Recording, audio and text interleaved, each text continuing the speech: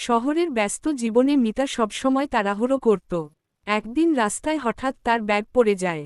সবাই পাশ কাটিয়ে চলে গেল, শুধু এক বৃদ্ধা ব্যক্তি তুলে দিলেন।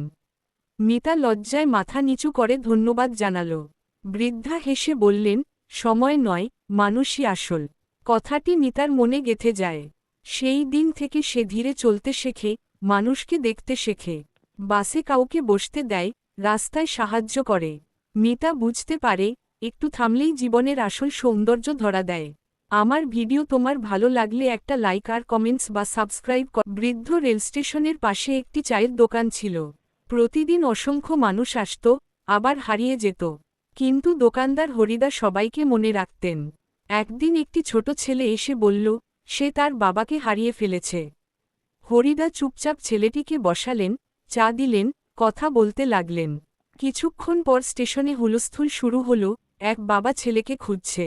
হরিদা হাসিমুখে ছেলেটিকে নিয়ে এগিয়ে গেলেন। বাবা ছেলের মিলনে চোখ ভিজে গেল সবার। সেদিন সবাই বুঝল, বড় সাহায্য করতে বড় জায়গা লাগে না, লাগে শুধু বড় মন। আমার ভিডিও তোমার ভালো লাগলে একটা লাইক আর কমেন্টস বা সাবস্ক্রাইব করে দিন। গ্রামের শেষ প্রান্তে ছোট্ট একটি লাইব্রেরি ছিল। সবাই ভাবত, সেখানে শুধু পুরনো বই আর ধুলো জমে আছে। কিন্তু রবি প্রতিদিন স্কুল শেষে সেখানে যেত। একদিন সে একটি ছেঁড়া বইয়ের ভেতর হাতে লেখা একটি চিঠি পায়। চিঠিতে লেখা ছিল, যে পড়তে ভালোবাসে, সে কখনো একা নয়। কথাটি রবির মনে গভীর ছাপ ফেলে। সে বই পড়তে পড়তে নিজের ভয়, দুঃখ ভুলে যায়। ধীরে ধীরে লাইব্রেরিটি তার আশ্রয় হয়ে ওঠে। একদিন রবি গ্রামের অন্য শিশুদেরও সেখানে নিয়ে আসে। হাসি, গল্প আর স্বপ্নে লাইব্রেরিটি আবার জীবন্ত হয়ে ওঠে। সবাই বুঝতে পারে, বই শুধু জ্ঞান নয়, আশা আর সাহসও দেয়। আমার ভিডিও তোমার ভালো লাগলে একটা লাইক আর কমেন্টস বা সাবস্ক্রাইব করে দিন। শহরের এক কোণে ছোট্ট চায়ের দোকানটা ছিল রমলের প্রিয় স্থান। প্রতিদিন বিকেলেই সে সেখানে এসে ঠিক 5টায় এক কাপ চা নিয়ে বসত। একদিন দোকানে এল একটি বয়স্ক কুকুর, ক্লান্ত চোখে রমলকে পরলেই কানে মাথা রাখল। রমল প্রথমে অবাক হলেও তার কাছে কিছু টিফিন নিয়ে কুকুরের কাছে রাখল। কুকুর খেয়ে খেয়ে মাথা লজাল করে রমলের হাতে চুমু দিল।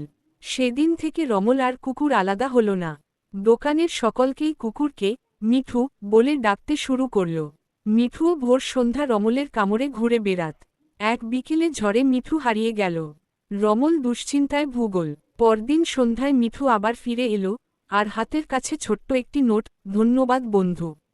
রমলের চোখ ভিজে আসি। শহরের এক ব্যস্ত রাস্তায় প্রতিদিন ফুল বিক্রি করত ছোট্ট মিনা। তার চোখে ছিল বড় স্বপ্ন, কিন্তু হাতে ছিল শুধু ফুলের ঝুড়ি। একদিন এক ভদ্রলোক তার কাছ থেকে ফুল কিনে জিজ্ঞেস করলেন, তুমি পড়াশোনা করো না? মিনার চোখ ভিজে উঠল।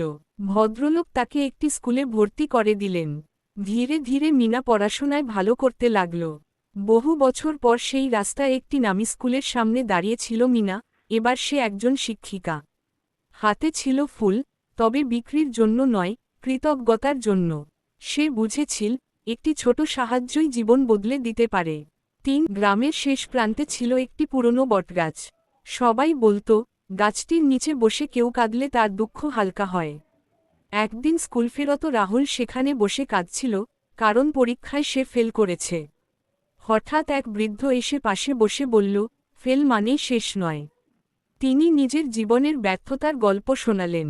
রাহুল ধীরে ধীরে শান্ত হল। পরদিন থেকে সে নিয়ম করে পড়াশোনা শুরু করল। কয়েক মাস পর পরীক্ষায় সে ভালো ফল করল।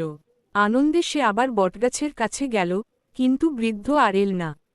তখন সে বুঝল, বটগাছের ছায়াতেই সে আসলে সাহস পেয়েছিল। গাছটি আজও রাহুলকে লড়াইয়ের কথা মনে করিয়ে দেয়। গল্প -2।